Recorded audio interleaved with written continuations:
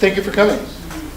My name is Kalen. I'm a facilitator, and you will hear more from me in a minute. We'll do full round of introductions, and I'll talk about the agenda this evening. First, I wanted to turn to our senior representative from Caltrans tonight. His name is Richard Mullen. He's Deputy Director of Project Management. Richard. All right, thank you. Thank you for everybody for coming tonight and taking time out of your evening. First off, as I said, my name is Richard Mullen, Deputy Director, and Frank Demling, who is a project manager, I want to inform everybody, he had a family emergency that he needed to attend to, so he took off, and it's possible he may come in here later, but it's very doubtful he'll make it tonight, so apologize for that. But we have our team here ready to do the presentation, the same one we did last week. I also wanted to just let you know, some of you may have seen the CHP out front. And I just want to let you know that it wasn't anything to do with the group here. We were worried about this getting too crazy. There was a post on a Facebook page or somewhere that wasn't very polite, and it was, you never know nowadays, so we wanted to take it seriously. I'm not going to go into the nature of what that post was, but you have to take them seriously. So we have them, we notified the CHP, and they're here just to keep an eye on things. So they are here? They're out front.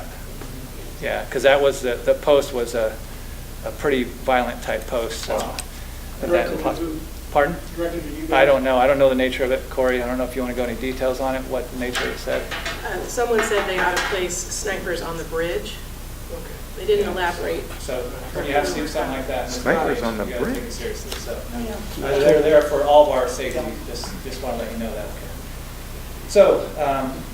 And also tonight, as you mentioned in the last meeting, we know that we're here for the Salmon Creek kickoff scoping meeting, and we know there's the Albion Bridge project that's going right now in project development process, and so this meeting is for the Salmon Creek, just to remind everybody. And if any questions do come up, we did address some last time on Albion, I think a little bit here, but there has been a legal challenge on that project, so we will not be able to answer any questions or discuss that project at this time. So with that, turn it back over. Thank you. Again, my name is Kalen. I'm a facilitator, and I'm just here to help set up the meeting and maybe to manage time tonight. Why don't we do a full round of introductions? This is a small room. We did the same thing last time. If you like, let us know who you are and where you come from. I'm Kalen. My last name is McGee, and I am down from Lake Tahoe, actually. Here's the project team. I'm Adam Wagshall. I'm from Arcata, and I'm with the consulting firm ICF, and we're consultants to Caltrans on this project. Are you able to hear? Yeah. Do you mind stand up? Yeah. Do you mind standing when you? Yeah. Each. Let me say again. Please, maybe so. What kind of consultant? I'm sorry. What kind of consultant? Environmental, biology, and analyzing environmental effects. I'm the project manager for the consultant for developing the environmental impact report, environmental analysis for this project. Again, I'm from Arcata, and I'm with the company ICF. My name is Adam Wagshall. We'll talk in just a minute about the EIR and its components. My name is Eric Lund. I'm the project engineer. I work out of the Eureka office. It has been myself and some other people have helped me come up with the range of alternatives. I'm not a bridge engineer, so that person is not here tonight. So if you have any detailed bridge engineer type questions, I'm not the guy. But we do the roadway and the alignment, and work a lot more with the impacts. The bridge itself is kind of more of a widget, if you will, that fits in a place. So that's a little more detailed. And I think that's about it. Richard? Okay, yeah, hi. Richard Mullen, Deputy District Director. Thanks. Thank you. Liza Walker, Senior Environmental Planner. Would you like to listen to who you are? My name is Howard Garr, and this is my wife Marcy. We live in Pacific Reefs. Thank you very much for coming. Stevie Dahl, Dahl and Associates, Sacramento. I'll just go this way for no reason. Norbert Dahl. I'm Ms. Dahl's driver. Linda Perkins, I live in Albion. Middle Ohio. I also live in Albion. Maria Hanson, live in Albion. Good evening. Albion. I'm bouncing around. I'm Howard Pines, I live in Pacific Greece at the south end of the bridge. Okay. Leona Walden, I lived in Albion for 46 years. Toby Wade, Albion. Jim Hyde, Albion. Tim. David Carcroft, Albion. Welcome. Mark Funk, I grew up in Albion. Welcome. live in Albion. Good evening.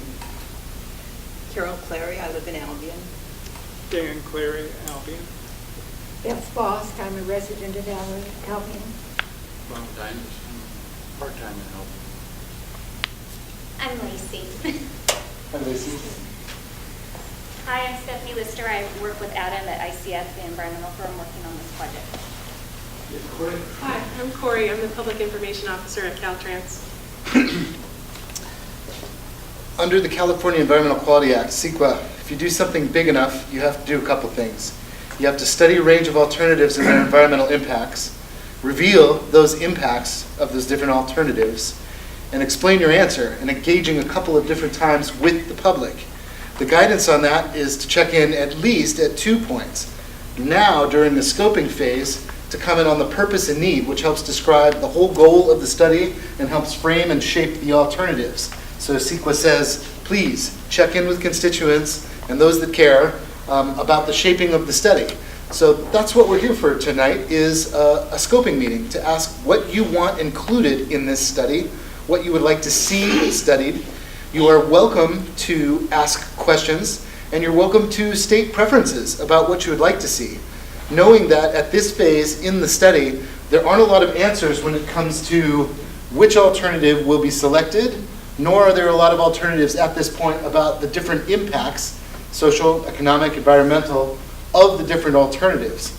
Instead, again, the purpose of tonight is to help shape the study. What should be looked at? What impacts? What considerations? What alternatives? So that's what we'd love to hear from you about tonight. And there's a number of ways to do this. First, we want to do a brief presentation that talks about an EIS, an EIR, what environmental impact review is and what it's in it and how it proceeds and what your opportunities are to participate in that. Then we want to talk about this actual project and the alternatives. And then the rest of the night is for you. And I've actually already had a suggestion that at that point, when we're talking to each other, some would prefer that we actually turn our chairs towards each other when we have that conversation. That's fine. We can do anything like that. In our last meeting a week ago, a lot of the questions right after the presentation were about the presentation and the project itself. What's in the alternatives? When will we know? How long will it take? How long does the analysis go? And so I think maybe after the presentation, it's probably useful to open up to that and say, do you have questions about the study, the timeline, the alternatives? And then after that, happy to take any comment or question you have about the Salmon River Bridge project. And that also doesn't have to be a super fine line. We don't have to distinguish that much between what's a question for clarification and what's just a question about the bridge. But 2 hours was a good amount of time last time. We had a similar amount of people. Does that sound like a worthwhile meeting, worth having? Okay. Excellent. I always talk and then forget to, yes, I'll come to you in just one moment. I just have to catch up on my own slides because I always do this. I always talk and then don't go off the slides. So again, the meeting purpose, presenting the Salmon Creek Bridge project, replacement project, presenting the requirements of environmental review and scoping, explaining the project's components and alternatives, and what we're really here for is to collect your comments. And this is the first time I would like to say, because we're going to say it a couple different times tonight, there are several ways to comment. Tonight we're here listening. We have someone taking notes, taking careful notes, so we'll have that kind of detail. You also have the project staff here who's ready to hear your themes and what's most important to you. Let's say you have more detailed questions, comments, or materials you would like the team to analyze. You're either welcome to fill out the comment form that we have here tonight, or there are addresses, email addresses, where you can submit as whatever you like for this team to consider. So those are a number of ways. And how long does the comment period for scoping? I think October 5th is the deadline. October 5th. But it is important, and that's just for the comment period for just this scoping. And the reason I say that is because this is not the last time for you to have a conversation with them about Salmon River Bridge. They will be checking in throughout the course of this project, especially at the draft phase when they have studied these alternatives and their impacts and can reveal those. So, really simple. In terms of ground rules, I think golden rule, let's treat each other as we would like to be treated. Last time I looked at the wall, and I really liked the ground rules that were actually already here, which was be safe, be respectful, be responsible. We've already talked about the safety. We're already being respectful. In terms of being responsible, here's what I think that means. I think Caltrans is responsible for listening and listening closely to what matters most to you. And I think your version of responsibility is working to communicate what matters the most to you. What do you want to see for Salmon Bridge and out of this study? Good enough? Okay. Please, I believe there's a question. How long will the period for comment be as opposed to the inquiries about the details that were not previously circulated to the people here tonight? I didn't quite understand the question.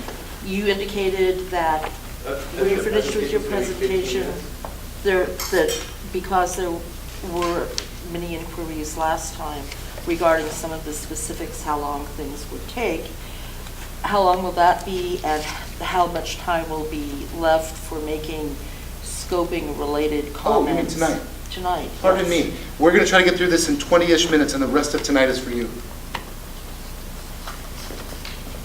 Here we go.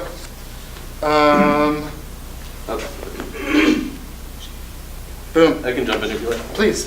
Thank you, Kalen. Excuse me one moment. Yes. Sir, would Yes. you mind telling us who you are Yes. and for whom you work? Yes. My name is Kaylin McGee, and I also work for ICF, the environmental firm. I'm a facilitator. Thank you. All right. Happy to give you my info and my spelling and all of that stuff. Adam.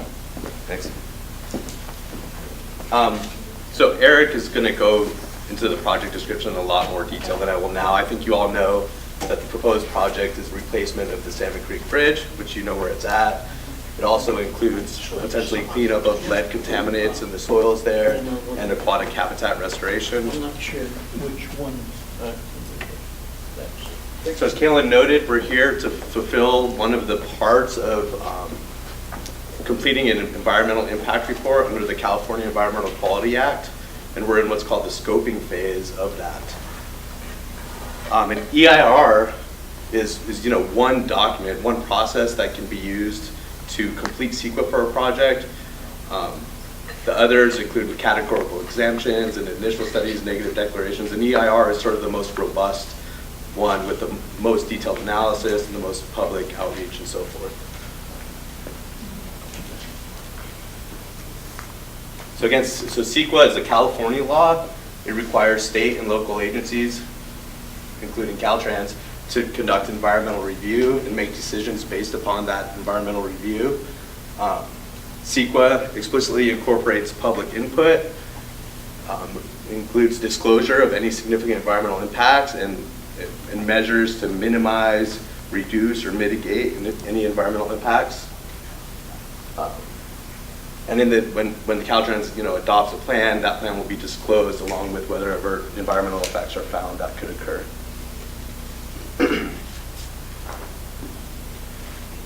So again, the scoping part, which is what we're doing right now, is meant to inform the focus and the content of the EIR.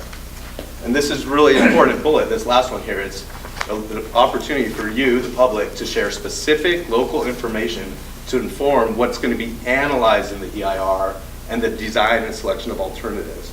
So we're not at a phase in this process right now where we're saying, here's the project, here's the alternatives, which one do you like?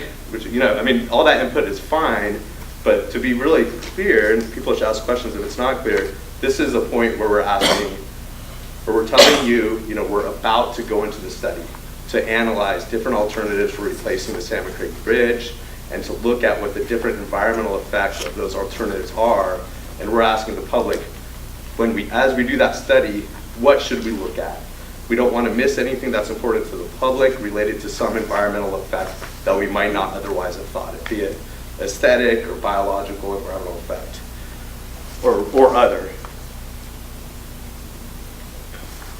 And then once that information is received from you, it's used really explicitly for us as we develop the alternatives in the EIR, as we identify the different potential environmental effects, and as we do that effects analysis, as we do our technical studies and write this document about the environmental effects, we do look at those comments that we're getting right now during the scoping process to inform how we do that.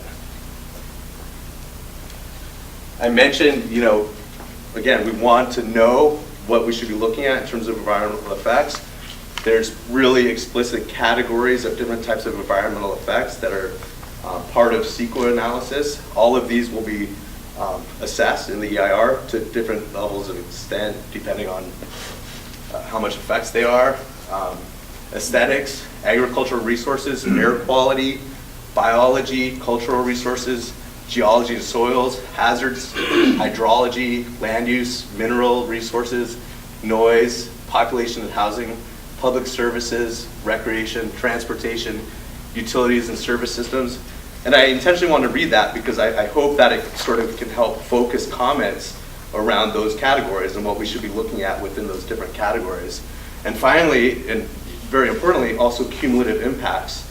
So for, under CEQA, we also have to look at any foreseeable project in the area that could add some cumulative effect to the effects of our project.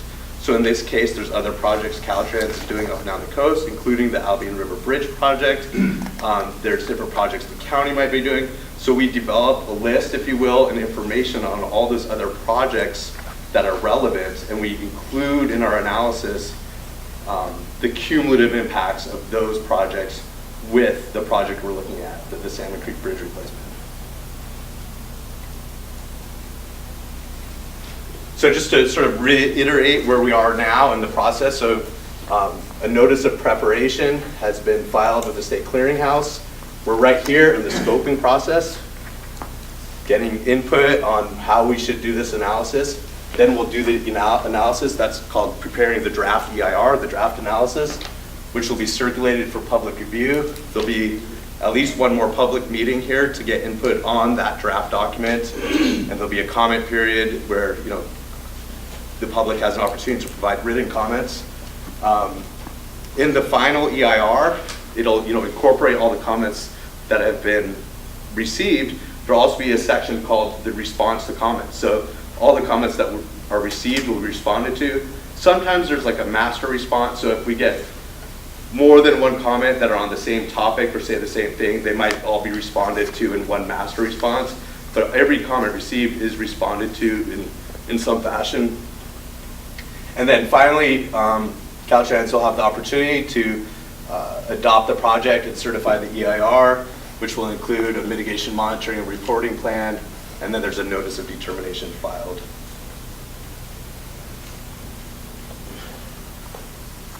And I'm going to hand it over to Eric. Okay.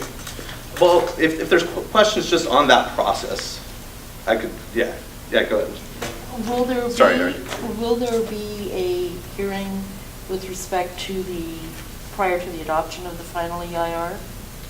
Local governments typically do that. It's unclear to me what happens with Caltrans. Yeah, I don't know. I think there certainly could be. I don't know. I don't think I haven't discussed that with Caltrans yet. I'm not sure they want to. Most agencies, you get to review the responses to comments in a public forum. Yeah, I think that's a reasonable idea. And then the follow-up question that may still need to be explored with Caltrans as well is how does that adoption take place? A local government holds a hearing and then there's a vote.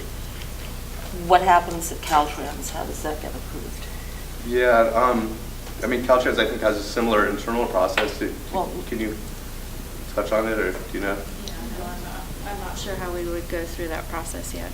How do you do it on other EIRs? This isn't the first EIR that... Right. No, as far as I'm aware, they do not do a hearing process and have the public vote. How is it determined? Internally.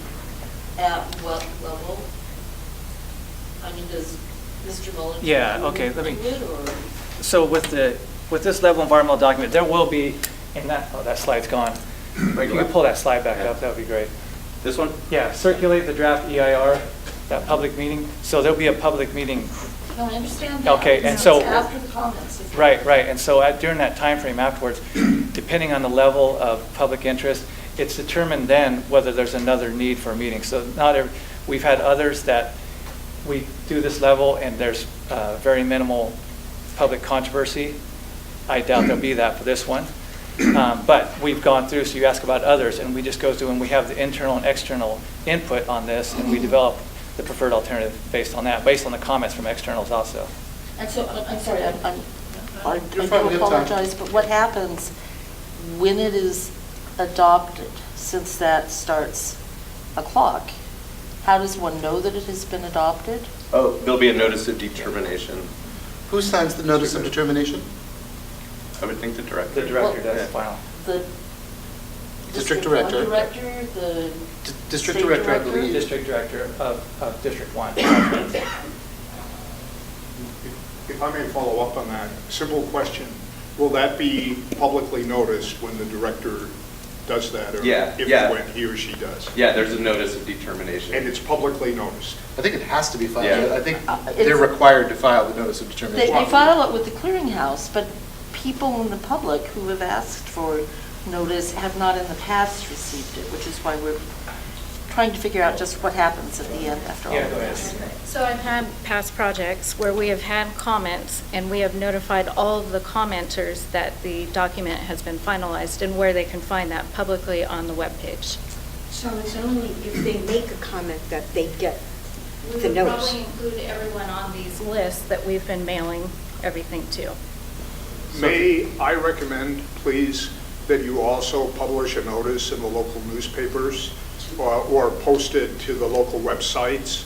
Because obviously there are many people here in the community who are interested, but who may not be at these meetings to sign in, or who may not submit written comments to Ms. Walker. And the public at large, I would recommend, should know when the draft EIR is out, what the comment period on the draft EIR is, when anyone in Caltrans, the director or anyone else, makes a determination with regard to the adequacy of that document, because that obviously starts yet another clock. So we would greatly, the community would greatly appreciate Caltrans keeping the public informed. And that's what these are for, these scoping ones. So these comments we're getting, these are good. They're taking notes on that, and we're going to definitely do that. So thank you for bringing that up. We appreciate it. Thank you. Okay, now I really will turn it over to Eric. To the project. Okay, well. Thank you, Adam. Statement is how Caltrans got here. Well, we've been here before. There was a bridge prior to this one across Salmon Creek. It was a redwood truss that was built in 1916, and it got rickety and not able to support, the loads that people, the vehicles got bigger, and the alignment to it was rather crummy. So, at some point, the state decided to build a new bridge, and this would have been in the late 40s. So, that was the inception of the current structure. Back then, it was hard to, or they had limited options on making a long span bridge like this, so steel was one of the few materials that could span a distance as long as this, as where this bridge is now. And so that's the material they went with. And, since that time, I've reviewed the project history files, and it's been painted, 2 to 5 years, sometimes maybe a little more, but it has had a continuous history of maintenance and, painting, and which has created another problem, because back then nobody paid attention to where all this paint that they sandblasted went. It fell on the ground, and now we have a problem to deal with there. So basically, the bridge has gotten to the point. Lifespan of a bridge is of this era is roughly, the number I've heard is 50 years. Well, we're past that. This bridge is going on, getting close to 70 years old. And it's been on a list to be replaced for a while. I remember seeing it as a future project back in 1999. It went to sleep during the budgetary issues and, you know, the recessions. And that those lists change over time as projects that are have higher priority get completed. Well, this bridge has now gotten up to where, you know, we're acting on it. And so there's money available and a need. So in 2009, there was a document, a project study report that was done that you know, kind of kicked off this current effort that we're part of today. You know, the issues with the bridge, as I mentioned, are the maintenance. The bridge had some seismic retrofitting done to it, but it doesn't really meet current seismic standards. It is what the term, and I guess that's, I've been told this, they're not using this term anymore, but this is the one I've heard. They call it functionally obsolete, and that has to do with the bridge doesn't meet current load ratings for vehicles, and compared to modern bridges. The bridge is safe for the vehicles that use it, but you know, over time vehicles get heavier and whatnot, and this bridge is kind of, you know, down the list on that. I'm sorry, could you repeat that, please? This bridge is?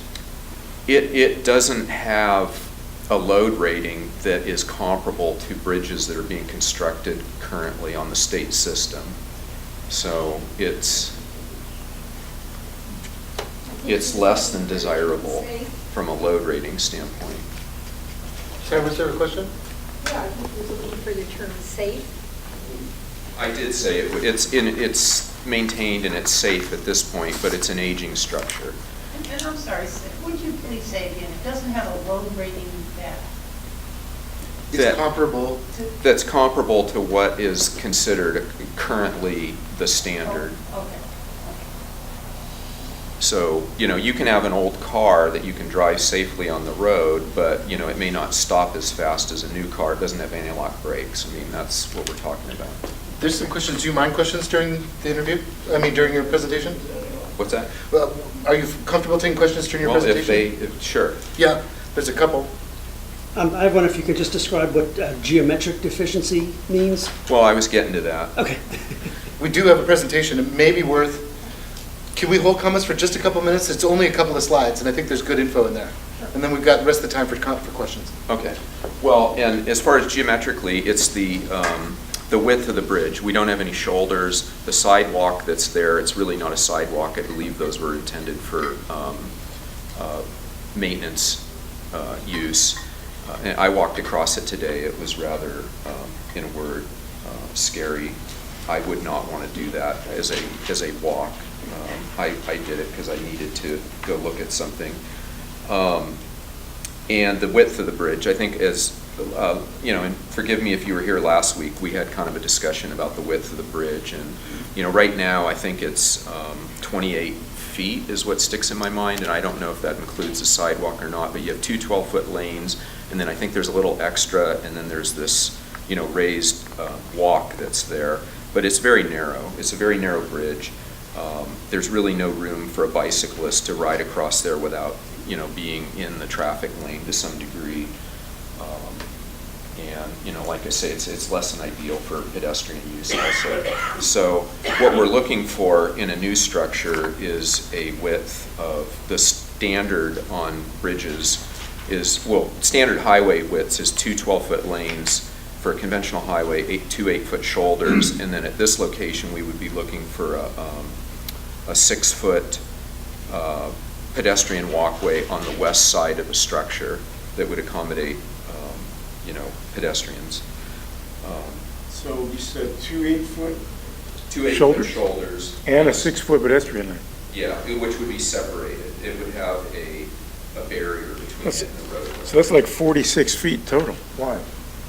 2 times 12, 2 times 8 plus 6. And then when you add in the barriers, you end up with about I think it's. So it's almost it's like 50, the width of the current bridge. Yes. Right. Wow, huge. Well, and one of the issues with this bridge is it's on a sag vertical curve. So if a vehicle going down the hill breaks down and coasts to a stop, they're going to be stuck on the middle of the bridge.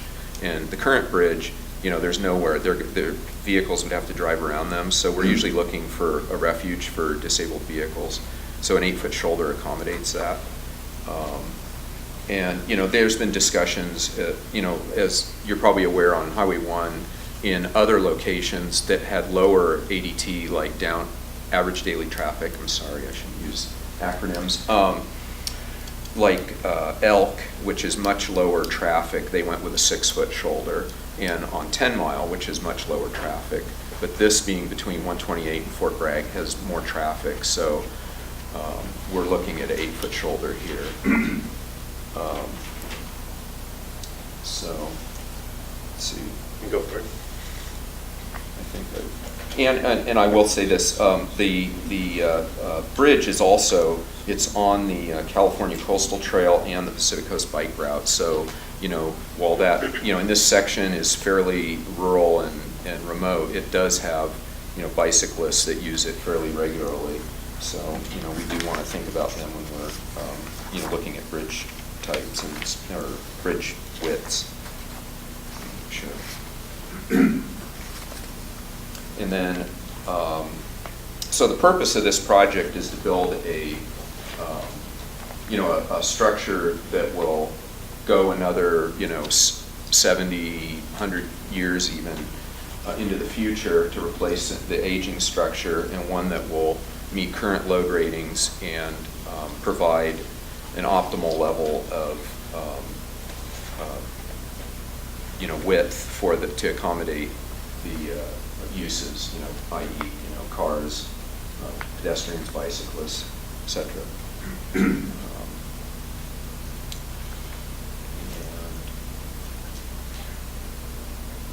So I'm kind of talking about the bridge, and in the. We jumped ahead of the project. Let me go back. Let me go back. Yeah. So one of them I just want to say was, the lead contamination, that we discovered that as we developed the project. We were down there looking at the site and realized that we had all this lead paint down there. And with this project, you're going to have certain impacts, so, we have to do things to mitigate that and make sure that, we leave a nice, site when we're done. Go ahead.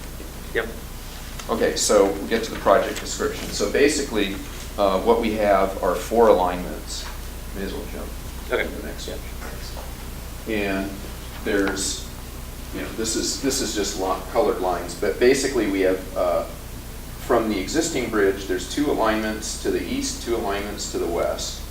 And the difference, and so they kind of mirror each other, and there's 2 on the outside, which are, and what that is we're going to build, if we pick one of those, we're building a complete structure at the same time next to the existing bridge. So what that implies is that we can leave traffic on the existing bridge and then build a complete bridge. And then we build the roadway approaches to the new structure, say the red line here, and then at the point when the bridge is completed and the roadway is completed, we just tie in at the ends, and then we put traffic, then we tear down the existing bridge. And that's, removed off the site. We do our restoration work, and then, we're done. Same thing on the west. Then the 2 inner ones the effort is there, the idea is to try to stay closer to the existing alignment. And what that does, to do that, you build like half, may not be exactly half, but you build enough of the bridge to put traffic on, and then tear down the existing bridge, then build the second half, and then you do what they call a closure pour, which ties them together, and then you have your completed bridge. One of the downsides to the 2-stage construction, as they call it, is that you're going to have a longer construction time because you have to build 2 bridges at 2 different times, and you're going to have traffic impacts because you're going to have one-way traffic control on the half-width bridge while you're tearing down the old bridge. So you won't, from a traffic standpoint, it's going to have more impact.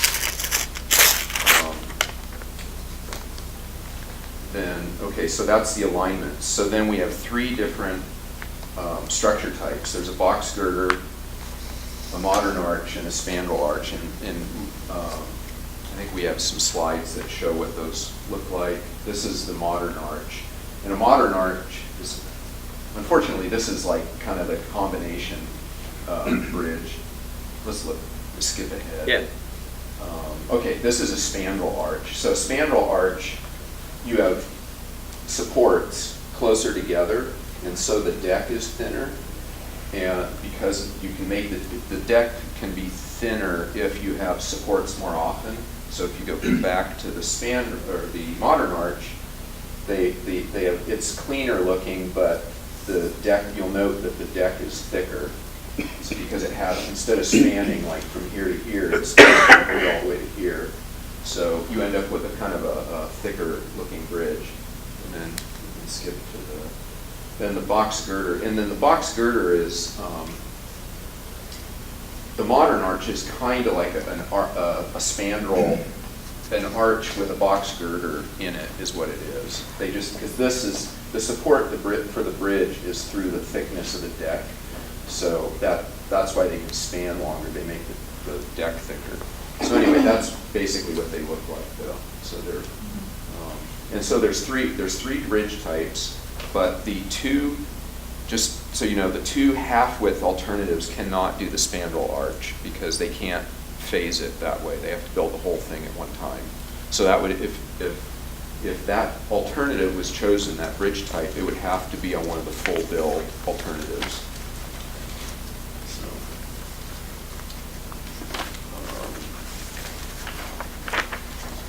That's it for your And slides. I think that's about it. I think if people have questions. Can I say one other part of this project description, which is elaborate on? There's the lead contamination cleanup as part of it. The other thing we've been looking at with National Marine Fisheries Service staff, and again, we're just early in the process. We don't have final conclusion on this, but what the opportunities there are just upstream of the bridge here for habitat restoration, like creating off-channel habitat for salmon, creating wetlands and so forth. So that another potential part of the alternatives. Thank you both. Here is another reminder of how to comment, but we'll come back to that. Let me ask you now about how you would like to hold the rest of the meeting, because the rest of the meeting is for you. There's always a balance here that I'm supposed to be here to help, which is making room for everybody to speak.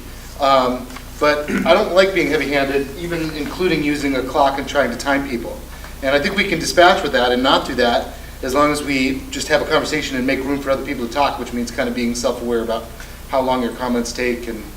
But last time we were here, people got to ask multiple questions. We didn't have to go in any particular order. I just kind of kept track of who's raised hands. Does that sound good? Do it like that? So I already see 1, 2, 3. I'm not going to start timing comments 4, 5. And I'm not going to 6, and I'm not going to start timing unless there's some, it looks like we need some need. Lastly, before we get going, someone wanted to turn the chairs. Do you want to turn the chairs? Are you comfortable where you are, or what? How would you like to do this? What do you think? Let's just talk. Maybe just start here and we'll go? Let's just talk. 1, please. So I have other questions.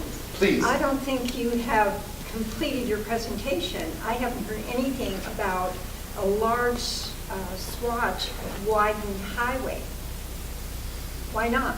Why aren't you discussing that at this point? Okay, we can talk about that.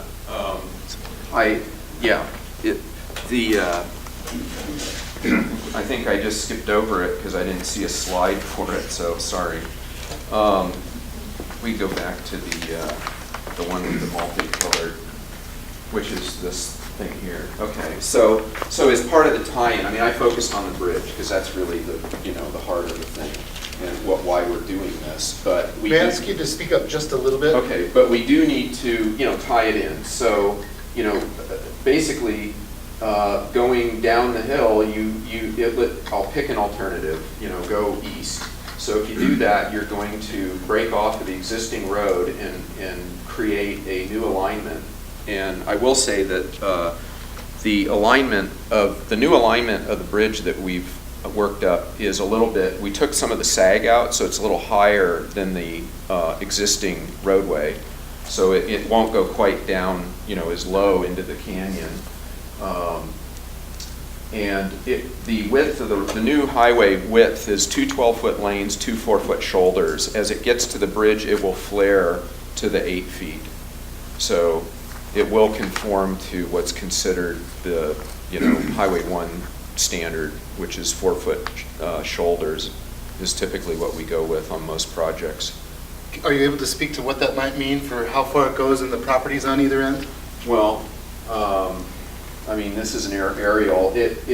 We tried to minimize it, not go too far down the road because it's not necessary. So, this is probably a little bit further than, without seeing what's down here. I think we're tying in basically in here and then up around the corner, and then probably we're back on the existing highway here. There might be a little bit of an overlay. We usually do a little bit of an overlay to complete the tie-in so it's smooth. And there was a question last time about accessing Pacific Reefs Road and whether any of that would be affected by... Yeah, each alternative is not shown on this. This isn't really a layout for that, but as part of this, and I understand a number of you live in this subdivision. There are 20 homes. Yeah, so this we would want to relocate this entrance and kind of warp it over this way so it would come in straighter. And the reason for that is to get it away from the end of the bridge so you have a little bit better sight distance, and we need to kind of warp it up to get up to this. The alignment is higher here than what's currently where the highway is now, so they would kind of ramp it up to tie in. During construction, how does that impact us for the 2 or 3 years of construction, in and out access, while you're doing all of that? Well, with regards to the entrance, if you went, let's say, to the east, and you completely over here on the red alignment, I just keep picking that because it's easiest to kind of visualize, that nothing would happen here until this, and then initially, and then at some point we would build a new connection and then switch you over to that. And we would still have access to the legacy ingress egress? Right.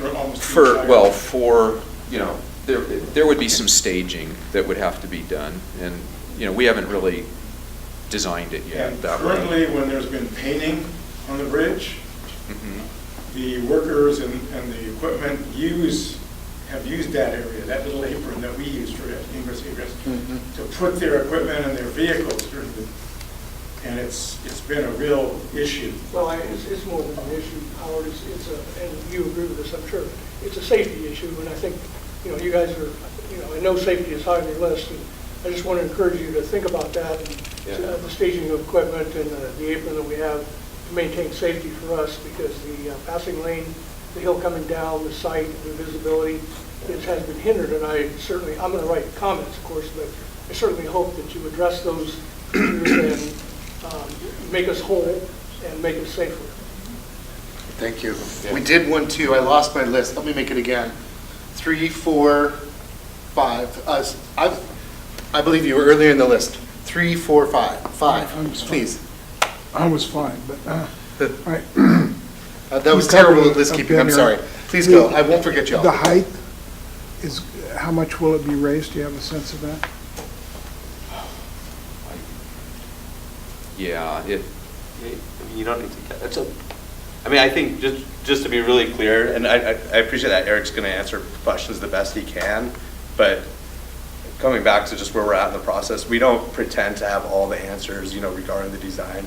Very appropriately, the design happens concurrently with the environmental analysis, so that when we come across an environmental effect, be it related to safety and transportation or whatever, we still have the flexibility to adjust the design with the environmental analysis. I just want to point that out. We don't have all the answers to the design because it's not there yet.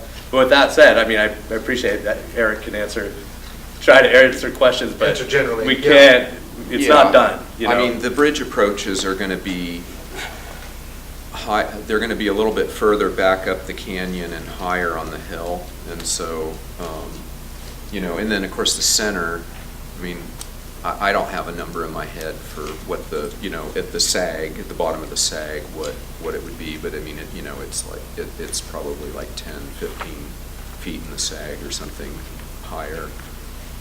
It might even be 20, I don't know. It's been a long time since I really looked at that. But it's enough at the ends that, there'll have to be some adjustments of the road approaches that are close to the bridge, which really in this case is on at the south end. Good evening. I'm Robert Dahl. I represent the owner of Whitesboro Farm together with my partner, Stevie Dahl. First of all, I want to thank Caltrans, the staff and the consultants for being here tonight. Scoping is an essential part of environmental review, both under NEPA as well as under CEQA, and we commend Caltrans for doing early scoping because it's the only way to do these kinds of environmental reviews.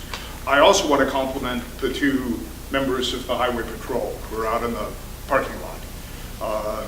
I understand, I was talking to them earlier, and I understand that there was a threat of violence associated with this meeting. I want to compliment Caltrans for getting the patrol involved. They serve California with distinction, and it's good to have them here. So thank you to whoever thought to call the patrol. We will submit our comments in writing. They will be detailed. We've communicated with Ms. Walker, and let me begin very quickly by saying, one, we sent Ms. Walker a letter this morning asking that key documents be available here for the public to see. I noticed that one of them, the notice of preparation, appeared on the project website either late yesterday or early this morning, and I commend Caltrans for doing that. But I think it's really essential that all the key documents be made available to the members of the public so that they actually have a grasp of what this project is. The gentleman sitting in the same row as where I'm standing raised one of those questions. That is, how does the proposed bridge, whatever the alignment, fit in with the current infrastructure? There are many more issues like that, and I would submit to Caltrans that you need to put all those documents out so the public can see them. It doesn't do much good to have a meeting like this to talk in the abstract. The public needs to know what Caltrans is considering. Let me go on very quickly. Sure. There was inadequate notice for this scoping session. There was no NOP attached to the notice that the public received, notice of preparation. All of you may have seen one. It's a 7-page, I believe a 7-page document, maybe longer. 7. And it actually states a project description and preliminary considerations by Caltrans and the consultant with regard to this project. I won't go into the details tonight. However, noticeably lacking is that there is no complete project description in this NOP, and it was late, even though Caltrans submitted it to the State Clearinghouse on August 30, which sent it to the various state agencies. The public did not receive it simultaneously. It was not attached to the notice that each of you received, that my client received, that we received. We think that's an error. We think Caltrans needs to properly notice the scoping session, especially since you left off the second half. This scoping session is on the voluntary part, dealing with the California Environmental Quality Act, where scoping is actually not required, although the guidelines say it's a good idea, and we compliment Caltrans for doing that. However, this project is mainly federally funded, and under the National Environmental Policy Act, Caltrans has a legal obligation under 23 Code of Federal Regulations, Section 711.111, you can look it up, that says Caltrans has to do a certain kind of scoping for an EIS, which is also required for this project. So we would urge Caltrans to bring the EIS process, the scoping process, into harmony with the CEQA scoping process. Put those together, send out a proper notice with the notice of preparation, with the complete project description, so the public knows what's really going on. Just very quickly, there is no need for this, forgive me, there is no need for this project. Caltrans at no point, not in 1999, not in 2009, and not at any other time, has established that there's actually a traffic demand for this project, a structural demand, the language, the terms that are being used, structurally deficient. That's no longer an operative term in highway administration. There is no current need to have this project at all. If Caltrans has a needs study that meets the state, including the Coastal Act tests and other tests, the public should see it. Finally, I want to speak to the one issue that the notice of preparation says is not a significant potential effect on the environment from the project. Caltrans is proposing to exclude recreation. Caltrans acknowledges that there are 14 major potential significant effects from this project. You should all read the notice of preparation. However, Caltrans eliminates recreation from that list. That is a severe error. We would recommend that Caltrans address recreation, both public, in terms of state parks and other public facilities, the public beach at Whitesboro Cove, that is not a private beach, the public access way that the County Board of Supervisors and the Coastal Commission required as part of the LCP in Spring Grove Road, that is essential. You're proposing to use it for the project. You're proposing to preempt public access. That does not fly under the California Coastal Act. Finally, on cumulative impacts, and we will go into the details in our written comments. On cumulative impacts, there are two scopes of this. One is the cumulative project impacts of all Caltrans projects between the Navarro River and Fort Bragg. The EIR needs to address those because Caltrans is obviously in various planning and program stages and development stages for various bits and pieces. Caltrans is not allowed to piecemeal the environmental review. Second point, that stretch between Navarro and Fort Bragg on Highway 1 is a subset of the bigger Caltrans project that extends from Marin County to Eureka. We all know it because there are lawsuits in Marin. There is a lot of contention in Sonoma County over a Caltrans project to change Highway 1. There is contention up and down the coast. We would urge Caltrans to look at the entire scope of Caltrans projects that will affect Highway 1, not just piecemeal, one at a time. Finally, and I'm closing, obviously Caltrans is also proceeding with the project immediately adjacent to this one, contiguous to this one, to remove and replace the Albion River Bridge, the sibling to this bridge. And that bridge project cannot be processed separately under CEQA and NEPA from this one. So we would urge Caltrans to deal with the cumulative impacts of all of Caltrans's projects, but especially the Albion River Bridge project, which includes highway changes coterminous to this and this project. Thank you very much. You're welcome. Effects including in gradations, the nearest bridges, the corridor, the coast, the northern coast. Study recreation impacts, including at state parks and state lands. Sync with federal NEPA processes and beef up notifications of the different stages and the document presentation. Very similar. Please. Thank you. This question / comment goes to the road widening issue and also goes to the issue of cumulative impacts. It's safe to say, isn't it, that the widening would it extend as far south as Navarro Ridge Road, where Navarro Ridge Road meets not that far south? No. But it would, if whatever happens at the Albion River Bridge, if the road is widened at that point, it would extend to that site as well, correct? No. There's a section of road in between the two projects. I don't think that they don't meet. The project description has the mileposts of the northern part of this one at the southern part of the project Well, description. I'm talking for about the Albion. actual construction. I mean, the limits of the project include traffic signage and whatnot. They're not the construction limits. But they are, So you're saying the widening would I'm pretty talking about much actually end- physical work on the so ground. there will be a gap in between Yeah, the yeah. widening for this, Jim, I'm sorry. So the widening would end somewhat north of the Salmon Creek Bridge. Right, just around the corner. Will Okay. there be a narrow gap and there will be the... Yeah, like. I know this is hard to see. Spring Grove. You're welcome Road also here, to come up. I don't know I'm not sure what's on Albion, but I mean, we're ending before Spring Grove Road. Okay. Please keep going, you're next. Related to that, the widening south of the Salmon Creek Bridge, the existing alignment already goes through a pretty extensive cut there.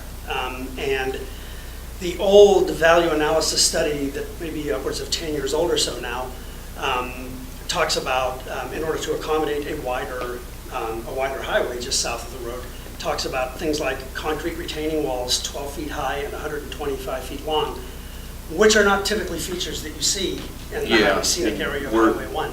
Our alternatives don't include walls anymore. They did initially, but we refined them. They don't have walls. And just in closing, just to know that there's a lot of concern in the community about not only the bridge itself, but the widening of the highway. This is the straightest, fastest stretch of Highway 1 on the coast, and there are a lot of people in the community who feel like the monies that would go to that could be better used repairing areas like Dark Gulch, where there's black ice in the winter and frequent slides and frequent accidents and a choke point for traffic.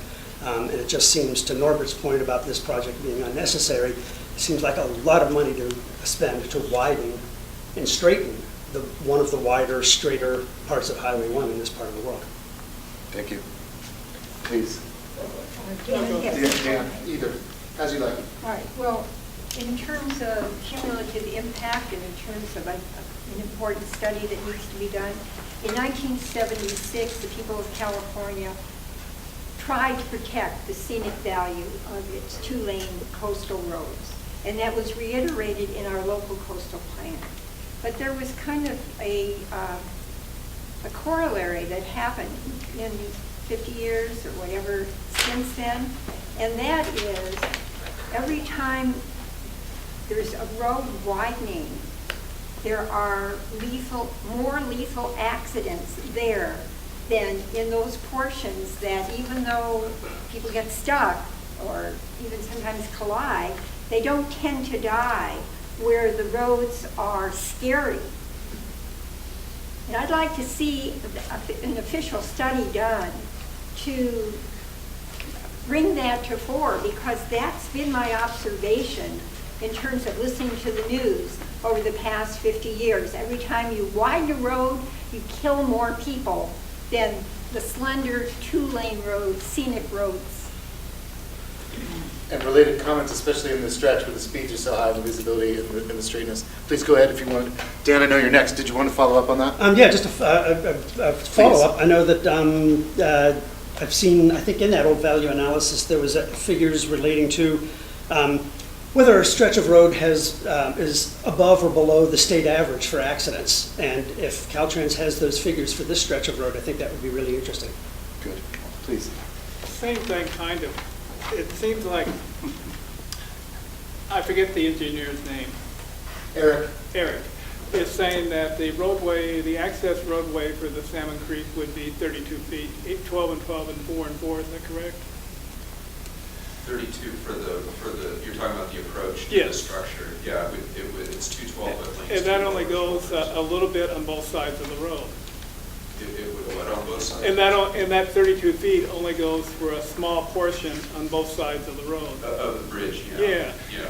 But over the last 9 years now, we've been told that there's a project that would widen the highway from Navarro Ridge all the way to Fort Bragg. And Caltrans, I believe, and this is for the assistant director, I suspect, because I think he would know this. I forget your name too, I'm sorry. Richard. Richard. But there's I believe it even goes from Walla to Leggett, for that matter, as far as the proposal to widen the highway. But certainly the highway from Navarro Ridge to the north side of the Albion, isn't that proposal now on the table with Caltrans to widen that whole stretch? There is not a project to initiate it to widen the highway in the stretch you're referring to. I believe that There's was in the value added study from 2009. Yeah. There's various projects within those limits that you have mentioned, excuse me, that have projects to address some safety needs and some drainage, and at those locations, we look at widening where feasible. And so those are within those limits that you mentioned, but there is not one project initiated. Oh, no, not one project. The projects are all divvied up into small portions. So you never see the whole project because the Salmon Creek Bridge is only going a few feet on both sides of the bridge. The Navarro grade to the south side of the Salmon Creek is, you only see that small portion. And the portion going from the north side of the Albion to Fort Bragg, you never see that all together.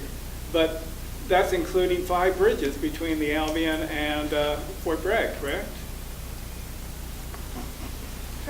Frank Deming showed us what he was going to do on the north side of the Albion Bridge. He was going to widen it so that he could connect 2 intersections and turn them into one. Yeah, and certainly the widening was going to go from the south side of the Albion to the north side of Salmon Creek. It wasn't going to stop a few feet on the north side of Salmon Creek. It was going to go all the way to the Albion. And and this is the value analytics from 2009, it was projected to have retaining walls on the side, especially where Jim was talking about there, because it's a narrow stretch and you'd have to shore that up somehow. So it seems like you're just showing a little bit of it and saying this isn't that big a deal, but in reality you're talking about widening the highway from Navarro Grade to Fort Bragg, I believe, aren't you? If I may, I'm guessing the scenario is that I don't know the value-added study. Identified that in this envelope, right, in this corridor, there are many needs for, or at least Caltrans would argue there are many needs for widening there. Each time they come across it in a specific project, they look for opportunities to widen in the name of safety. Of course, there's lots of pushback against that, either by locals or by the Coastal Act and the Coastal Commission or by other places, but according to design standards, which is what they're operating on, they go for a certain width. I don't think that there is an attempt to, and I'm asking this as a question, I don't think there's an attempt to chop it up into little pieces so it doesn't look like one big project. Even though I think there is an intent within that window, when possible, to widen for safety reasons. I think it's a minor difference in intent, but did I get that correct? Yeah, I would agree with that. I won't forget you, I promise, but it's Dan's question, so I want him to be able to follow up. I'd like to hear what anyone else had to say. Sure. Okay. Yeah, and plus Caltrans, I'd like to hear what they had to say on that. Well, I would say that normally, in the development of a project, I've had a number of projects on Highway 1, and we're not looking to get 8-foot shoulders on roadway. We're looking to get 4 feet, which is what is considered the minimum for a bicyclist. And the county plan reflects that, the coastal plan. So that's kind of that doesn't even meet our standards. The highway design manual, we have to go through an exception process to do 4-foot shoulders. So, if we're there doing something else, there's another need, we usually try to address that while we're there. But as far as an overall plan, I'm not aware of a plan to do, a continuous 4-foot shoulder. It's kind of, we're getting it where we can as we go on separate projects. I'll add one other thing. In our planning department, we do have what I call route concept reports, or I think we changed the name of those, that have what that route serves, and the locals have their comments in there. And when we have a project, there's the plan, what we aim for, and Eric mentioned the 4-foot shoulders. So there's a plan what it could be when we have a project there, and that serves as like a guide when there's a project need. Earlier, there was a person mentioned about multiple areas you could focus in your spending money. Well, that's that guide that we have that has been reviewed to the local agencies that we update on a frequency. I don't know what that number is. That is what these designers will use as a guide when a project is identified, whether it's a safety project or a culvert project. And so we focus in on getting that taken care of. When somebody mentioned piecemeal, it's done so we can get that need taken care of as quickly as possible. If there's a larger swath that we would throw in there, sometimes that takes longer and we can't address the need as fast as the public would like. Lots of questions. You haven't gone yet, so I'd like to give you a shot. Please. Thank you. And then boom, boom, boom. Okay. Please. My name is Maria Hansen. My husband and I live at the beginning of Navarre Ridge. Yes. And we've been here 25 years. I drive constantly from Albion to Fort Bragg, back and forth. And I have never seen an accident on the bridge. I have never seen a tie-up. I have never even seen anybody break down on the bridge, not once. So I think that in terms of traffic, you can forget that.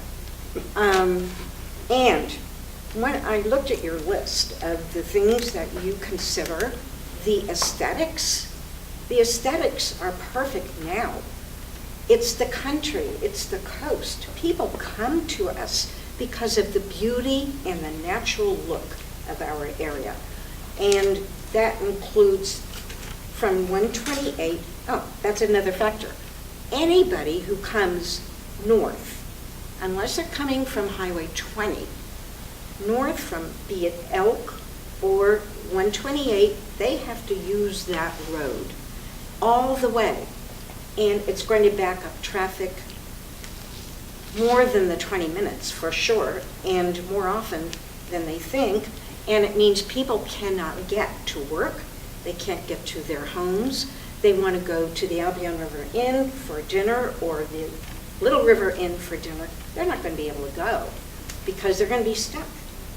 And it's going to wreak havoc on our entire area. It's going to lessen its attractiveness for tourists for sure. And for those of us who live here, it's going to be a real hardship. And it's not going to improve anything. The one thing, if you want to improve the road or improve the bridge, find another creative way to do it. Not cookie cutter, not in your design room, and not when you don't live here and don't experience it every single day. Thank you. Thank you for your patience. Got you. Yep. Yep. My turn? Please.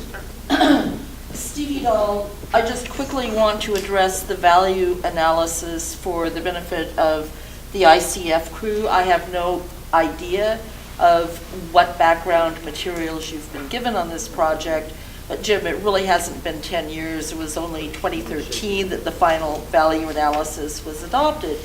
And the thing about that value analysis is that it was a combined Salmon Creek and Albion River value analysis. And as recently as November 14th, 2017, Mr. Demling and others of the District 1 Caltrans staff, as well as headquarters staff, were treating Salmon Creek and Albion River as a combined project. So whatever one may say about the other aspects, the other bridges not being part of this project, it is clear that these two bridges are tied together apparently for funding purposes, for highway administration review, and they ought to be addressed in this environmental document. So that's value analysis out of the way. And then to my questions, the few of which were not answered in response to other people's questions. The first is, in the list before us, there's no alternatives analysis shown. I think that's assumed. I mean, these are the criteria by which they examine the Yeah, alternative. so there will be an alternatives analysis, looking at the no project alternative. There's some alternatives that Eric was, presented that are in the mix of what Caltrans is considering, but we're still looking for input regarding whether those are the best alternatives to look at, if there's other ones we should look at, or some modifications to those. So there is, of course, different alternatives. Should the public, in writing its scoping comments and its later comments, focus on the alternatives laid out in the 2013 VA? Or where should the public be looking to get a sense for what these alternatives actually are? Those lines are not particularly informational. They're not full alternatives yet. Right. No. But we're looking for input on how what the community, the public thinks is a reasonable range of alternatives that we should look at. So I would suggest that you should review all of that to inform your comments. I'm sorry, all of what? The value analysis, the materials we provided in the NOP. I think, I'd say inform yourself as much as you can towards your comments. Messrs. London and Mullen, what beyond the alternatives in the VA are available for public review? Well, there's the project study report of 2009, and these alternatives are more or less, we tried to maybe make them a little bit less than what they were in that document, but the essential alternatives came out of that document. I think they had the retaining walls that we dropped. Yeah. So. And yeah, I don't know exactly what's that was online, the value analysis, but just it's on the website. Yeah, so the value analysis is on the website, but the PSR. Oh, the PSR. The project study report. Yeah. Is there. But so for some perspective, at this point in scoping, we actually have a lot more information that we're providing than is typical. When you get the draft EIR, then the alternatives and the project description is described in more detail for the public to comment on and, inform. It can still change from there. I have been involved in scoping for probably before you were born, and I apologize, but yes, I'm familiar with the process. Can we go one question at a time so that I can get other people's questions in? I would like to finish just... How many questions do you have? I don't have many. I have like 2, and the first is... So I think we're going to have time. May I do, there's people who haven't even asked a question yet. Can I go do that first and come back? Why? Let her talk. Okay, your meeting, you bet. Please. The graphics that have been shown so far, and there were 3 lovely renderings of the 3 styles of bridges you put up tonight, all show the southern anchor of the bridge, but none of them shows what's going on at the north end. And I'm wondering when we will see that. If you want to put those up again so that we can look at them.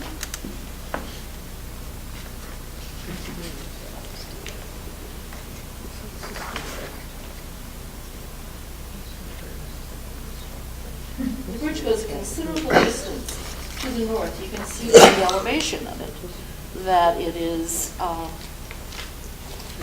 and yet we don't know how far it goes. And this goes back to the question of how much the roadway is going to be raised. The bridge still sags, and people coming down who break down may not be able to make it up the other side. But it's apparent that that bridge is going to be much higher on the north end than the current bridge is. And there is some reason to believe, for example, that there is contamination there, but there is no visual showing where the bridge goes. Well, it goes into the slope there, which is fairly steep, so it really can't, it just goes until it hits it. Well, yes, but it doesn't. I know, it doesn't. The The intent of these was to show the bridge. The bridge type, yeah. But the question's a good one, which is when might there be renderings from multiple angles to really understand the lineup and the approach? Yeah, we see the south end quite clearly. Right. Which has got to be somewhere around the draft phase. When will that be? Well, I think, certainly in the draft EIR, I don't know that anything before that. And when will that be? What is the schedule for that? Fall of next year. Yeah, fall of next year. I'm sorry, it is impossible to discuss impacts on the north end with which I happen to be very familiar. If I don't know where it goes, I may waste your time with all kinds of comments. They don't know where it goes yet either, right? No, they show it on the south end. They must know where it This is just goes. graphics for, it Yeah, these are conceptual. please. Other questions? I think that may be it for me. You've been super patient, and there's people who haven't asked yet. Can I just ask one question about Please. your presumptions about the necessary stalwartness of the replacement bridge? Those big container trucks are not going to make it up the Coverdale grade. We're not going to have those container trucks. That bridge is not, it's not necessary to build a strong bridge there. They have to come up Highway 20, and they can't really go down Highway 1, north, south. So why are you assuming that, why are you building that into your list of presumptions, that it's got to be that strong? You've been very patient, and we have a whole row. Can I have an answer? Oh, what was the question? that actually sounded like a suggestion, that we don't need to beef up this bridge because the heavy trucks don't come that way. Where does that presumption come from, that you're going to be able to get up the Coverdale grade? Isn't it like putting the horse behind the cart? As a, we have standards for weight, so. Not going to have- No, I agree. You're not trying to build a bridge here that's going to take the loads of, a freeway overpass in Los Angeles on Highway 5, but it is your belief but that it does need to stand up in an earthquake, so that But kind that of, wasn't your reason. well, that's also a major reason for replacing the current structure Yeah, is but seismic. not that wide. I don't think, Well, many of us I think don't object to replacement bridges. But we are very upset that you are electing to make them so wide based on presumptions that don't fit this region. please. I'd like to get some information on key dates, which I realize keep moving, so sort of estimated dates. And specifically, I was looking for when you're going to start the geotech studies for this bridge, when the EIR is going to be done, when you're going to do the appraisals, when you plan on contacting property owners from whom you're going to take property, and when you think construction will start. So key dates.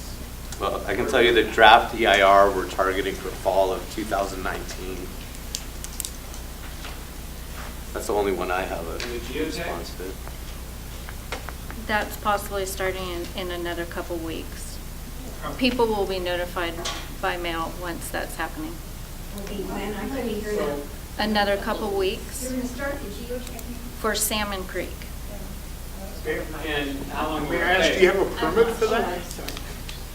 Because I think, the permission for property owners is only until October 31st.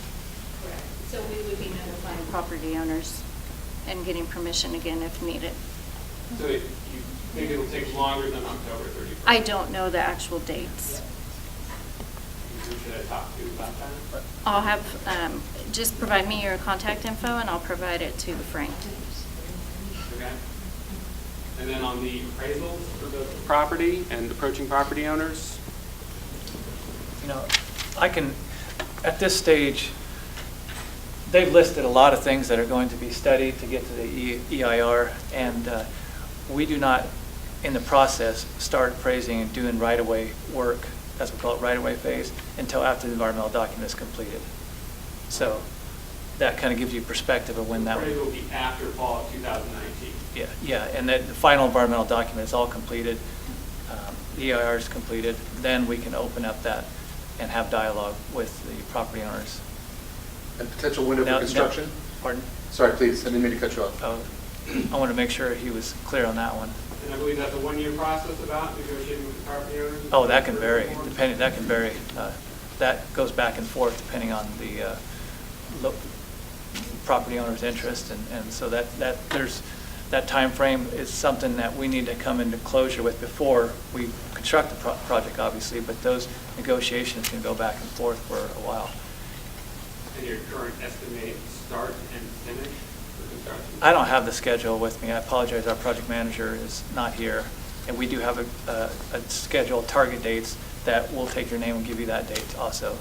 That's in the schedule right now. So I apologize for not having Well, it. those who attended the last meeting said that it was approximately 2022 to 2023 to start construction. No, I remember that too. I don't have the notes in front of me from the last meeting, but I think it was 2022 to 2023 to start construction based on the last meeting a week ago with Frank. And when would you select the alternative? That would be. fall 2019. 2020. Well, a little after that. Okay. That's when the draft That's the EIR draft. would be released, and then, 30 to 45 day. So just a year until you select one of the four alternatives? Year and a half? Over a year, yeah, maybe a year and a half, yeah. Early 2020. And then I think I remember from last time, a 2 to 3 year construction time frame. Right. Please. I want to make sure, this gentleman said, once you select one of the four alternatives, these are alternatives here, are just a guide right now. There could be other alternatives that you guys suggest that may be brought in here that end up studying. This is just more of a guide at this point. Oh, yeah. This is a scoping meeting. If you had some input that developed another alternative, that could be one that ends up being studied. A lot of patience in this room. Did you finish your questions? I did, thank you. Please. I was just wondering why the great benefits of retrofitting have not been included.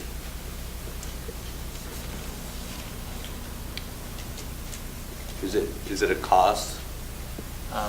Because Right. yeah, go ahead. Yeah, right now, I don't, the structural engineers, excuse me, is not here. That is always something that we do look at for retrofitting. So I don't have the background to answer that right now. I apologize. Is that a potential alternative or part of the no action alternative?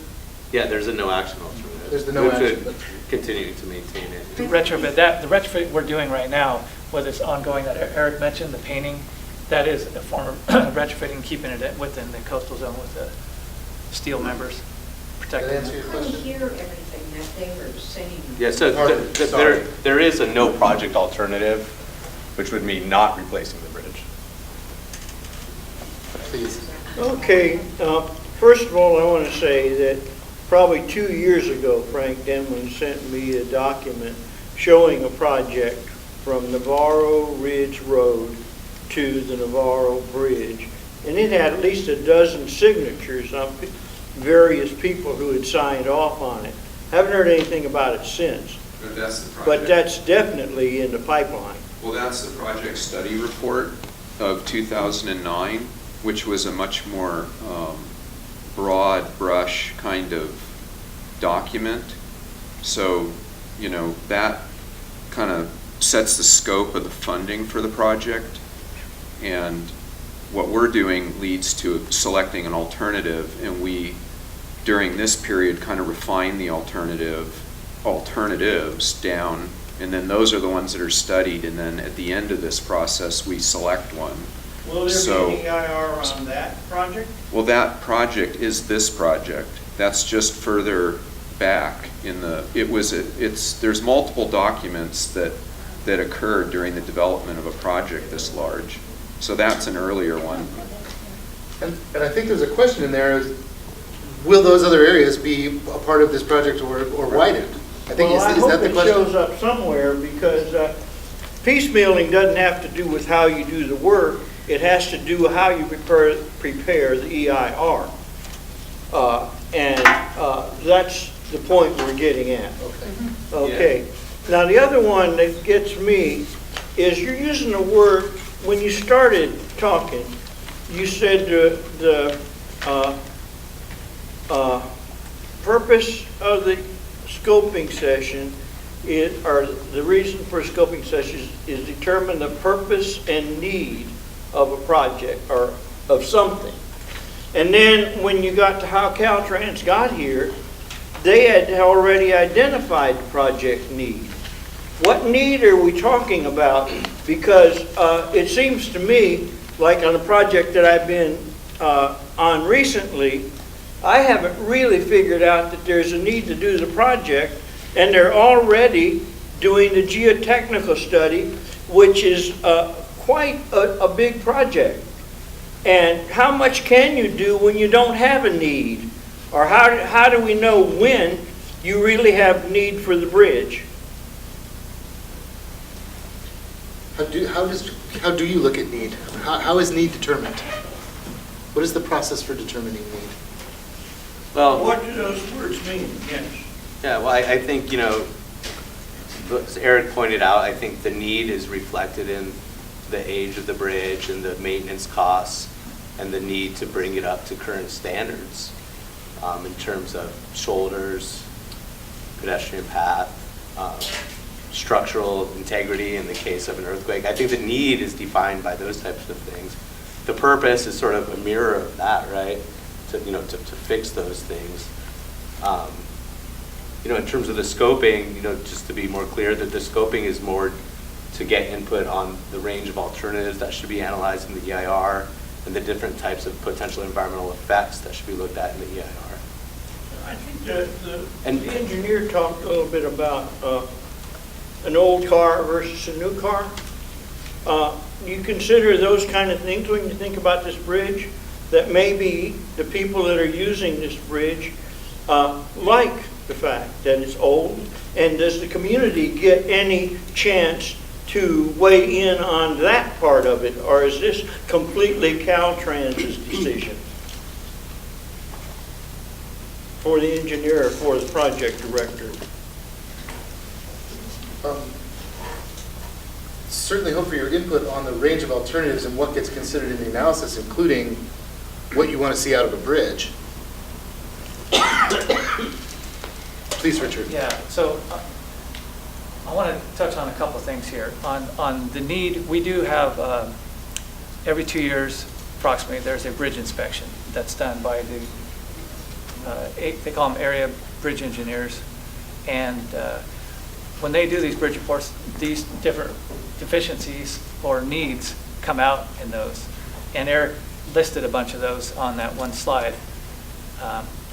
When we get those, as the stewards of California, to make sure the roads are safe for the public, we get those reports, look at them, and then that develops a need and to possibly study a project and see what can we do to address those items in that bridge report to meet the needs of the public. And in this case, we know on this route, there's a high amount of tourists, the economy, they rely on that heavily. And then we're in a highly seismic zone. So those things are all factored there to make sure we keep the road open and safe for the traveling public. And then we get into the process. We are here now and studying it. So we're at the early stages of studying and getting the public involved. There's things that come out of these sometimes on an alternative that we haven't even really got into yet, these scope meetings. There may be, you have better local knowledge than we do. Our structural engineers live in Sacramento. We live in Eureka. There may be local knowledge here of some site there that there's an old cultural site that we don't know about, that generations, people come to these meetings, they've been here for generations, their families, they may raise their hand and say, right there, that's identified. This environmental will write that down, and we could have knowledge of that now, so we can get this good information out. The public has a lot of valuable information that we don't have, that we hope to draw out in these meetings, and that's really important here.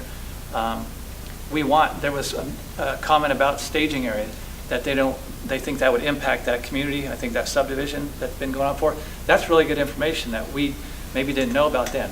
Somebody else may say, I know there's a better staging area down the road. That's something we would definitely write down and look at, because once again, you guys know the impacts or the area, how this functions better. So please provide those kind of comments, because those are very valuable to us. We're providing those before October 5th. We met as a group. Please. Somehow this all seems to be some kind of a catch-22 to me. You say there's a need for this bridge, and yet all the evidence we have for that is your assertion. You didn't bring anything to show us, like, okay, here are the bridge inspections, and here's the engineer's evaluation, and here's the whatever, and here's the comparison to what a seismic retrofit might be, or painting the bridge every 2 or 5 years. So I don't know how you've established the need, other than just telling us you have. I mean, I don't have any evidence of that, based on what's been presented here. And I'm really new to... Yeah, they're public documents. And that doesn't mean they've been made available easily to you, but I think that can be taken as a request. Please make available all bridge inspection and analysis. Well, I think I would have asked that it have been easily made available to me prior to this meeting. Fair enough. Rather than, okay, now I've brought it up. Valid criticism. So I don't, in my opinion, you haven't established a need, or, I don't see it in front of me. And this gentleman asked a question about the upcoming geotechnical survey. And I'm new to all this Caltrans business. I don't really know how you folks operate. But based on what went on with the Albion Bridge, it seems like it's not this straightforward thing, but that you tell us, okay, we're preparing an EIR, but then you start dropping all of these other projects on us that I don't get informed about. I don't know that they're coming, like the geotechnical survey. And I don't know that there might not be some other things with the Salmon Creek Bridge that I, in my ignorance, naivete, can't come up with, that you are planning to drop on us. Okay, we're going to do this part of the Salmon Bridge project because we have to do it now. And so it doesn't seem as though we really have a no project alternative. It seems somehow that we got on this path and we can't get off of it. A lot of us don't feel like we need a new bridge, and we don't know how to stay on that path rather than get off on your path.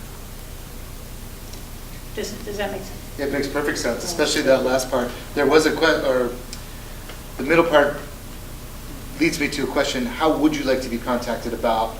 Might have dropped the ball up until now. For this, for other projects, for other upcoming projects, what's the best way for you to find out? Is it email? Is it notification in certain places? Is it? Well, I did scoping comments, for example, on the Albion Bridge, and that was the last I heard from you. 3 years ago. Yeah, however many years ago that was. So all of this is kind of a surprise for me. And I consider it all piecemealing, that we don't know, unless that man had asked the question, I wouldn't know about the geotechnical thing coming up with Salmon Creek. And Bill asked a question about what's happening on the south side of the Salmon Creek Bridge. I know there's a culvert replacement planned, and it has a number, and it's $1 million project. And that's going to affect people coming off of Navarro Ridge Road. And why isn't that kind of stuff clearly laid out to the public in this kind of scoping session? Well, just a quick response. To a large extent, we haven't got there yet. So, as I, in my team, develop the EIR, or develop a list and a description of all the reasonably foreseeable cumulative projects in the area, and describe them and analyze them in the draft EIR. We haven't done that yet. You don't know about this project that's happening south of the Salmon Creek Bridge, the culvert replacement? I don't, no. Any of you know about it? I've heard of it, I haven't looked at it. But I will, but we will. It's around I know it's south of Navarro Ridge Road. Understanding where we're at, again, in the process is really important, I have not gone through that effort yet to pull together all the potentially reasonably foreseeable alternatives in the area so that we can do the cumulative impact analysis. We just haven't got to that in our phase of work. And appropriately, again, right now we're just scoping, and it's very appropriate for you to bring to our attention now. Caltrans, obviously we're going to know about that project, but any projects that we should be looking at in the area. Did you want to say how you'd like best places to share info about upcoming projects and this one? They'll keep doing this. They'll keep sending out to the email list. We heard the comment about the local paper. Mm-hmm. Are there other better ways to get info to you? I actually like paper. Paper, stuff sent to you. Send us a copy of it. Okay. In the mail. I'd like to speak to that. That's right. We're just off the Albion Bridge. We asked for copies of the inspection, and the response we got from Mr. Demling was, it's a national security issue, and you can only have the first 2 pages. Well, somebody was able to kind of get the whole set. I don't know what cover they had to reach under, but what they did was they nitpicked the safety report and found out all the discrepancies between the safety report and what was actually going on with the bridge, And the person who wrote the safety report adjusted their report in that direction. So the fact that, like you're looking at some kind of safety report does not mean to us that it's correct by any means, and we certainly don't have easy access to it or permission in order to get some kind of outside evaluation. So you have really low confidence in the safety reports and in the need, and would like to see that information? And in Caltrans in general. Okay. Yeah. Please, thank you for your patience. Please. I just had a quick question. You had 2 geotechnical investigations scheduled at the same time. You say you're going to be doing Salmon Creek in a few weeks, and you had Albion scheduled. I mean, what is the impact on our communities with that? Helicopters, stop traffic? I mean, that seems pretty intense. Well, I can't speak about Albion. I don't know about it as far as what they're doing there. I know that it's going on, but at Salmon Creek, it involves some one-way traffic control until they get a road approach that will get them down onto an existing road, and that's pretty much the extent of any disturbance. And then after that, it's just drilling off alignment. How long for the one-way? It's I don't know. Weeks? No. Days, a couple days or something. But for along it would be at the bridge abutments and where the pier touchdowns are. How do you get the equipment there? They have a track drill rig that they could walk down the hill. There's a bunch of old existing, they're not really roads, but they're there. They're like old skid roads that were, one of them's the old highway, and then it goes down the hill on the south side, and it goes to probably a road that was put in to build the bridge that's there now. So it was brush covered, and they cleared it a couple of years ago, or something like a year or so. Do you have a permit to do this? It was all permitted. It is permitted? We There's have a coastal permit for the for the geotech? drilling, yeah. Just as a matter of fact, there's currently no lawful permit to do any geotechnical work as part of the immediate mitigation plan precursor to the geotechnical work. There is no valid permit that exists today. The Coastal Commission pulled that. Caltrans made an application for a waiver, and that was pulled at the last meeting. Caltrans has to reapply, renotice that under the Coastal Commission regulations. There is currently no valid authorization to do any of this work. Please go ahead. So to me, the most compelling argument for a replacement versus a no replacement option or a retrofit would be if you could quantify the 2 options relative to survivability of a magnitude X earthquake. In other words, currently with a retrofit, no replacement, or with a total replacement. That, to me, speaks volumes about my sense of safety about the current bridge or a retrofitted bridge or the need to replace it. Yeah. Okay, second thing, traffic. Young lady brought up the issue of traffic being tied up during construction. Didn't you say earlier that the options to the east and west would not tie up any traffic? Zero? Or not? There would still be. There would be there would be when they tie in at the ends. If you build the bridge next to the existing bridge, you can build that structure you can leave the existing road as it is, and then you build the alignment to connect it.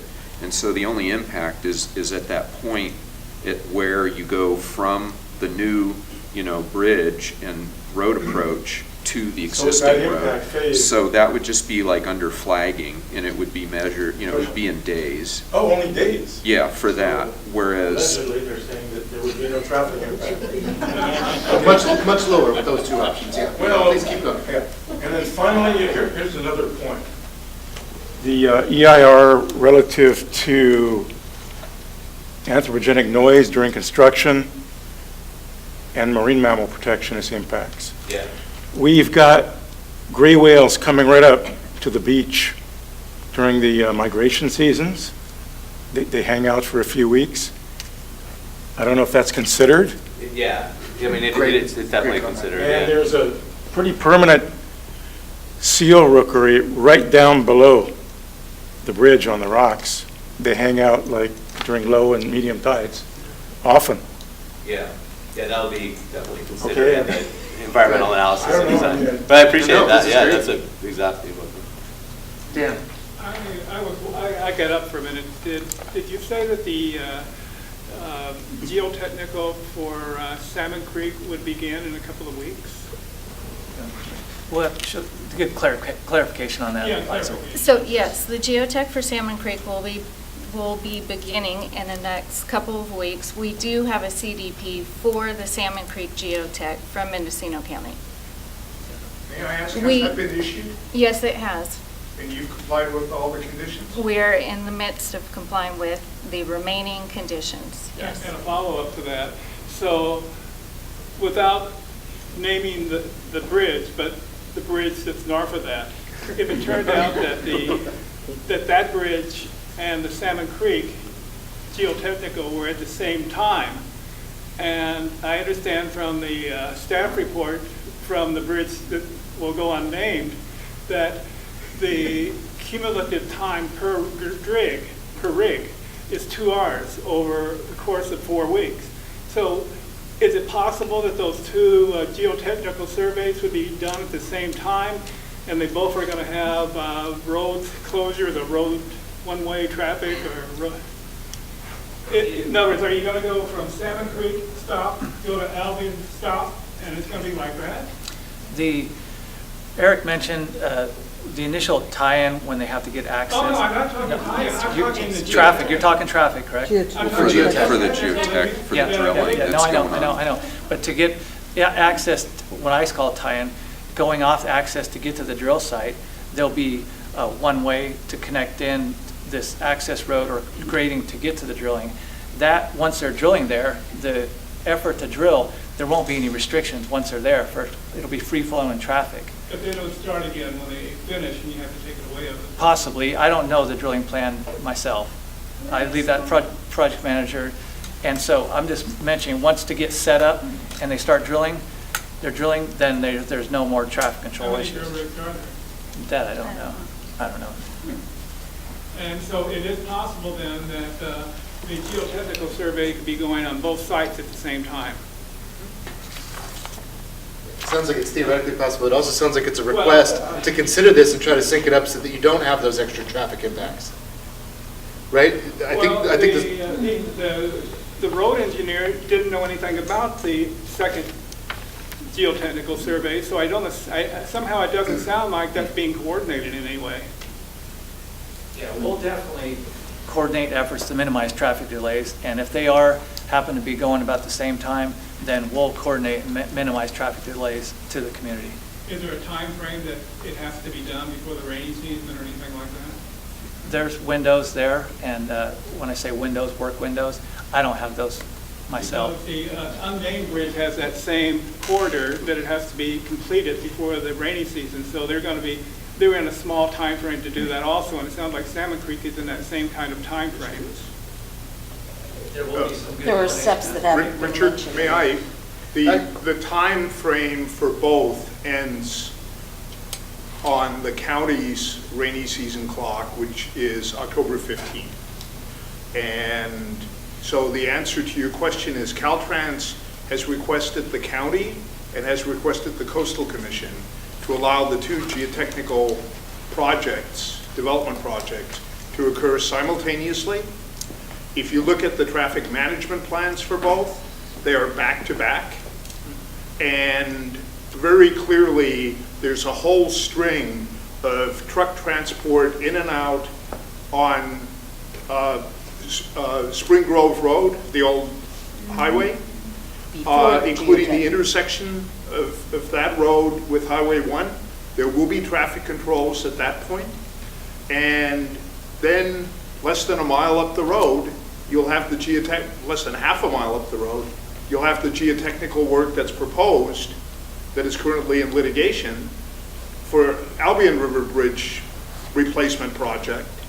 And that has a whole string of traffic management plans, including extended road closures episodically throughout the day and throughout that whole period. And all that work, the grading for both geotechnical projects has to be done, Caltrans knows, before October 15, because that's the hard deadline. So that would be the question. Is that true? So are both geotechnical surveys going at the same time? And are there going to be traffic stopped at Salmon Creek, and then there's going to be traffic stopped at the other bridge? We are going to do everything possible to minimize traffic delays and stagger those too if it has to. So to answer your question, that's my answer. That's an honest answer, right? That's my answer to that. They're going to try to minimize impacts. The answer is yes. There might be some impacts. It doesn't tell you anything. Okay, so here's the answer. Yes, there may be impacts and there may be overlap, and they hear you, and they're going to try to work to minimize them. The problem, That's the answer, right? The problem that Sounds like cumulative impact to me. Whether they heard us or not. The problem that Albion has had when Caltrans came and did the metal section on the Albion Bridge, there was one-way traffic 24 hours a day, stoplights, bright lights, etc. And at one time, or maybe twice, and this is the people that drive this road will know this better than I, but there was a traffic, it was a malfunction in the traffic. And there was a 1 to 2 hour wait from the Salmon Creek Bridge to the Albion Bridge, and it backed up to pretty far. And so there's a suspicion about you'll do the best you can do. And when Frank was confronted about that, oh, that wasn't us, that was our subcontractor. Okay. And I'm getting that same sense here that you're going to do the best you can. You're going to try to do the best you can. But that just wasn't the case back in, what year was that? I don't know.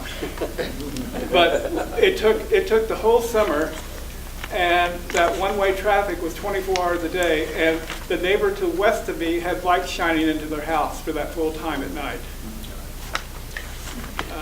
So that's the problem I think some people have in Albion, with Caltrans saying you'll do the best you can. I'm sorry to... Well taken, so thank you. Thank you for your patience. When you do the geotechnical, I think is what you described it, and I believe that's on the south abutment on the east side of the bridge where you're going to try to get down in. Is that correct? Yeah. Okay, so that's adjacent and right across from Pacific Re's apron. Do you plan to use that to stage equipment and or park vehicles for manager supervision? And what can you do to avoid that? You know, it's a natural spot if they're going to start working right there for a, a period of time. They could certainly minimize it, but who's going to make the decision to minimize it?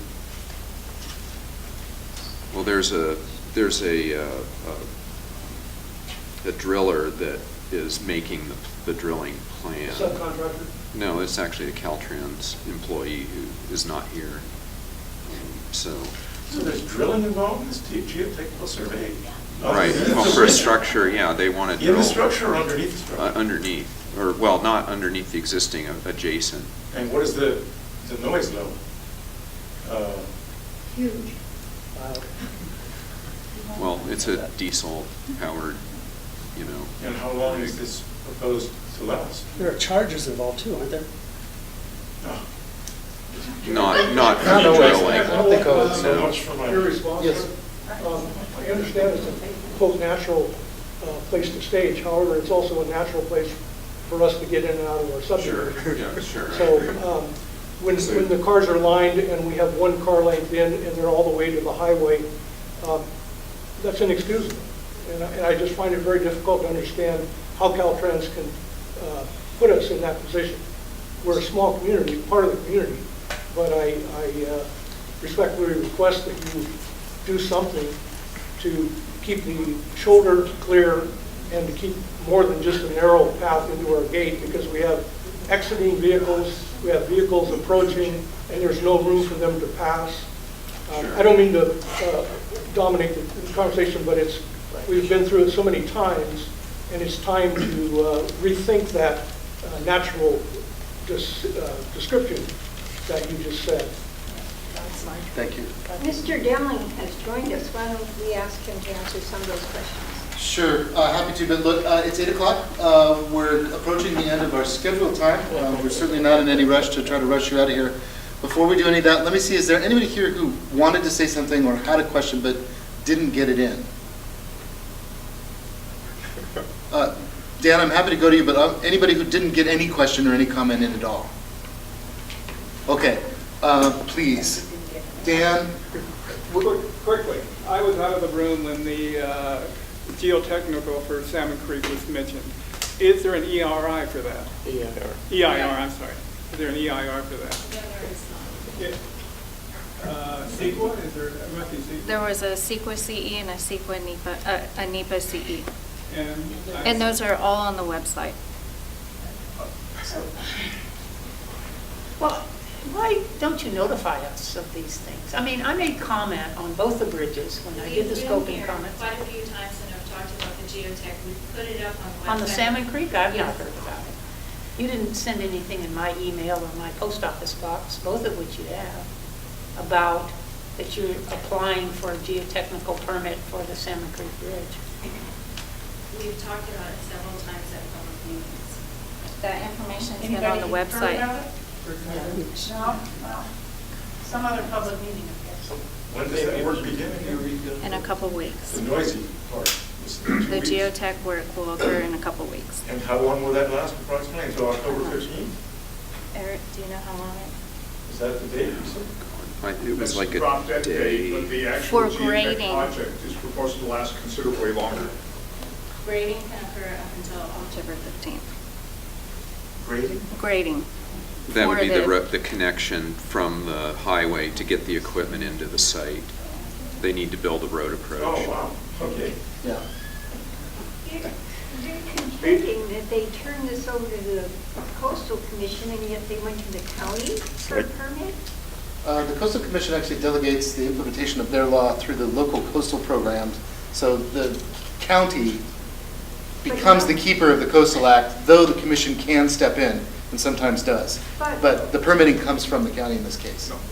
No. So anyway, we're at time. There was a bunch of waving questions. I'm not shutting us down. I'm just saying, look, we came for a 2-hour meeting and I'm telling us we're currently at 2 hours. There's still waving hands. The dolls would both like to speak. What would you like to do next? I would like to make 2 programmatic comments and inquiries. The first is the alternatives analysis, which was not on the list, has had some discussion here.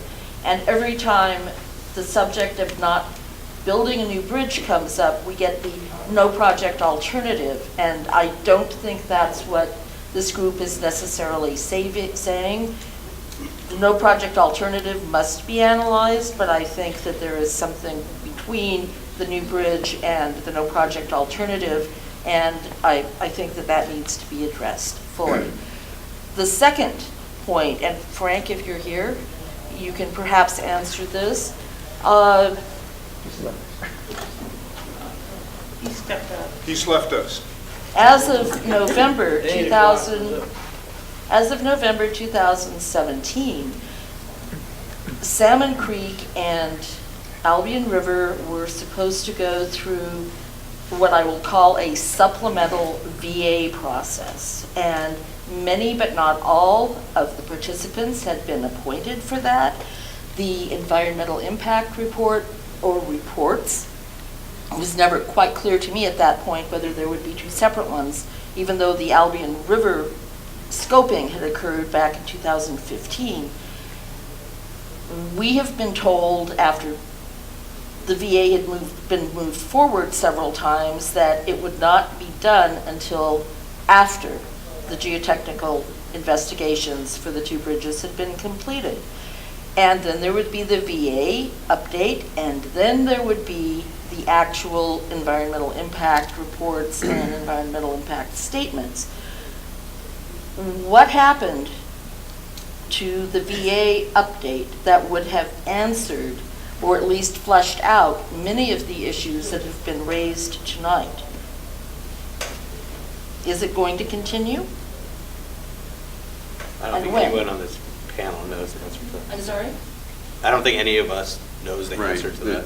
Yeah, usually the project designer is not involved in Ask it. Mr. Demling what the status of that is, because we keep talking about doing things out of sync. What's the specific question? What's the status of the 2009 value VA No, study? there is not a 2009 supplemental VA study. It's a 2013 final VA study. There was a new one called for. There have been meetings. If you go to the website for Salmon Creek, you will see that November 2017 was when this VA was going to continue. And yet here we are at the end of September in 2018. It hasn't happened, and contrary to the outline of schedule, so that there would be a VA and then there would be And so you would like another the VA? EIR, The I law think that, requires it. yeah, it would be nice to have that, and the question is, where is it, and when will it take up again? And very simply, our reading of the law and the regulations is that Caltrans cannot proceed with this EIR unless there is an evidentiary basis reflected in the updated VA analysis as to need. If that hurdle is not crossed, then there is no way for Caltrans to commence an EIR or an EIS proceeding because it's out of sequence. If I may, there's one other key point. The question of the geotechnical study at Salmon Creek Bridge has come up several times. Everyone in the room needs to be clear. Caltrans went to the Coastal Commission earlier this year to request a waiver from all Coastal Commission review of that geotechnical study. Pardon me? I'm sorry, for the toxic cleanup. The point is the toxic cleanup, which in its own right is a very important component because the people in the Pacific Reef subdivision and our client should not be exposed to toxic lead waste or any other toxic waste from bridge maintenance. The point, however, is that Caltrans needs that toxic cleanup, the so-called interim mitigation plan, because otherwise there's no access for the Caltrans geotechnical workers allowed under state law to the drill sites. So the immediate or interim mitigation plan is literally the Trojan horse. Now, it's an important component in terms of cleaning up the site if it were to do that, but it doesn't do that. All it does is it puts a rock and fabric cover on top of the toxic material. That fabric cover is not at all assured to achieve what everyone I think in this room wants, including Caltrans, and that is to clean up the site as it should be cleaned up. But that's not what's going on. What's going on is Caltrans is using the immediate or interim mitigation plan to get its foot in the door so the drill rig equipment can move in so that the vegetation, the sensitive vegetation is cleared at the bottom near the creek. So there's a parking area, and then there are drill sites, and those of you who live in Pacific Reef know, if you take the old highway from the Ledford House side, you know that there is a drill site stake underneath the bridge, right next to the narrow road where there's a very steep river bluff. In the middle of that road and right next to it, it's a wetland, is proposing to put one of the drill sites. So to the extent that people need to get out going north towards Ledford House on that road, that is going to be shut off. Likewise, in the area where the drill sites are for the new proposed alternative bridge, those are in sensitive habitat. The Coastal Commission took that item off the agenda this last meeting when they met in Fort Bragg because Caltrans hadn't given proper notice. That's going to come back on sometime, presumably Caltrans will file a proper application and will do the proper notice, but it's not going to happen between now and the middle of October. So the immediate mitigation plan project is not, if everybody follows the law, is not going to happen this year.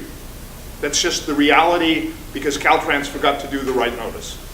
And the second key point, last point, is the geotechnical study that people in Pacific Reef as well as the community are very concerned about was exempted from environmental review by Caltrans.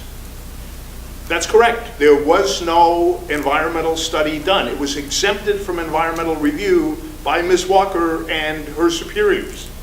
So we are recommending to Caltrans that that process stop, that the EIR and EIS actually address the geotechnical project component as well as the overall bridge cluster of issues, because the geotechnical project by itself has numerous significant adverse environmental effects that begin with grading and removing sensitive vegetation, but it goes way beyond that. So our request to Caltrans, Richard and all of you, is please follow the law. The law is clear. You need to do an EIR and an EIS. You need to include the geotech study for Salmon Creek Bridge as part of that. And Caltrans needs to fess up on a real cleanup plan so that the people and the natural resources at Pacific Reef Subdivision, Salmon Creek, Little Salmon Creek, and the adjacent properties are not adversely affected by the errors in the past when sandblasting dumped a great deal of toxic waste into this area. The people in Pacific Reef deserve to have a clean environment. By law, they're entitled to that. Caltrans has the obligation. It's your waste to clean it up. We would ask that you do that and you address that through the combined EIR and EIS. Thank you. Other comments or questions about the Salmon Creek EIR? Yeah, I'd like to know, because in the bridge that shall not be named, there were a lot of coastal staff recommendations that Caltrans agreed to with respect to biological monitoring of marine mammals, for example. And we've already heard talk of the seal rookery at the mouth of the Salmon Creek. I'd like to know what measures are being taken to protect that wildlife and geotechnical investigation that I think probably, if I may speak for much of the room, kind of shocked everyone to hear was supposedly imminent. Question is, are there hydroacoustic studies or mitigations to environmental impacts from geotechnical? To the marine mammals. We're on the east side, no. There will be no hydroacoustic effects to marine mammals for the geotech. I believe the studies are up on the website also. Hydroacoustic? Hydroacoustic impacts, yeah. What about So we, atmospheric acoustics? so we, And the wetland, They're all on of the drill rocks. sites. They're on rocks. They're in the air, right? They're not underwater. They're what are we, sleeping all day on the rocks. The seals. out in the ocean, yes. Well, they're as far from, there is, But I think the comment was that if possible. Right about here in these rocks, right here. In the cove.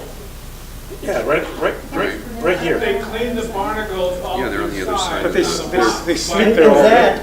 that is closer to the drill sites than the marine mammals that the biologist will supposedly be monitoring at the bridge that shall not be named. And yet You've got a you're claiming hill that there's no between, impact. yeah, there's a hill between the drill site and the Ocean. yeah. There's a hill. Well, How does that work? A creek that empties into the I ocean? mean, Where is if that you're hill? standing at the drill site, you can't see the ocean where the seals are. You're looking through land. Well, if you're on the At the docks top of at the Schooner's hill. Landing, you also are not able to see the proposed drill sites at Albion River, and yet you're planning to put monitors, biological monitors there to watch for mammals that have dragged out. I think, it feels like you're kind of trying to have it both ways, and it also kind of feels to me like while so much attention has been focused on the bridge to the north of this, there's a feeling that some are kind of thinking, hey, let's get this stuff in now while we can. And that bothers me. We'll take comments on intent. I think it's a little risky to read into intent. It's easier to react to your requests of, please don't impact our communities during construction, please don't impact and study the impacts on marine mammals, please look into full cleanup, than it is to say, we don't believe that you're doing this for the following reasons, but you're going to believe what you believe, for certain, and the proof will be in the pudding, and how this team reveals its analysis. You have to realize, though, that please is only being polite. What we're really saying is don't do it. Yeah, I do hear, I thank believe you. in being polite, too. but- Fair enough. That message is coming through clear, that you don't want this bridge replaced, that you would rather stick with the current bridge. That message is clear. Let's do this as the last comment. It's 8:15, so please, we're going to end with you. Yeah, I want to know how much Ms. Walker actually knows about this rookery, how the head count, exactly where it is, what she based her exclusion on. Did she consider avian species? And did she consider avian species? And I thought I heard that the application for the CDP is available, and the... No, but I want to hear from her. So Have you seen these? There was a biological study completed. I believe it's up on the webpage, and you can go out there and find the study. Or I can send you a link tomorrow. I don't think anybody's trying to be evasive. We would like to know that people know the It's her project. signature on this paperwork, and I want to know how aware she really is about physical realities. And that CE is a pretty big document. I mean, I think it's worth diving into. You've seen this? No, I think the question is, why doesn't she know it? It's not a big document. So There's biological staff that work with Liza, that aren't here, so I think you need to read the document. We And- have the document. Okay, good. Thank you very much for coming tonight. I really respect your commitment to these issues and what this means to your community. I enjoy being in your community. It's beautiful, and I'm glad you're trying to keep it that way. I'm sorry? It's going to be ruined. It will. I hope not. I hope not. That would be a tragedy. That would be a tragedy. Thank you very much for coming.